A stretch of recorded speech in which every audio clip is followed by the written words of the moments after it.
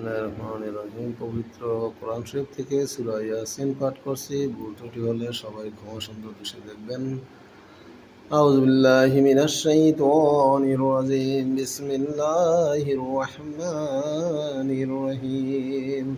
ইয়াসিন ওয়াল কুরআনিল হাকীম।